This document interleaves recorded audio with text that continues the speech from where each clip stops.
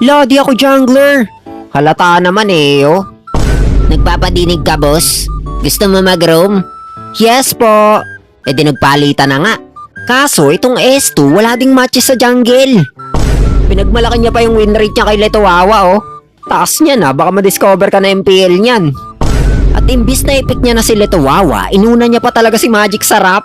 E di nakuha pa ng kalaban. Wala na to, talo na to. Tutuloy pa ba natin yung pag-voice over dito? Eh, kitang-kita na yung future namin eh, oh. Ngunit subalit the top one. Magagaling pa lang, inakala nating mga timang. Tingnan niyo yung score namin, oh. 4-1, 2-1, 4-0, 3-1, at 4-3, pre. Yung sa kalaban, nakakatamad banggitin eh. Sabi nga ni Letowawa, iyak na L-cart namin, ha? Paanong di iyak eh, 0-7 na siya.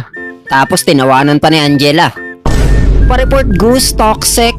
Report nyo? Inang combo yan, Gus. Haha. Di makatama per skill. Nanito ni Ipis nang babash pa eh, 0-8 na siya. E di Victor eh. At wala tayong i-report na kakampi kasi maayos naman sila eh. Sa halip bagkus instead, yung mga kalaban yung i-report natin kasi baka maging kakampi ko pa yan eh.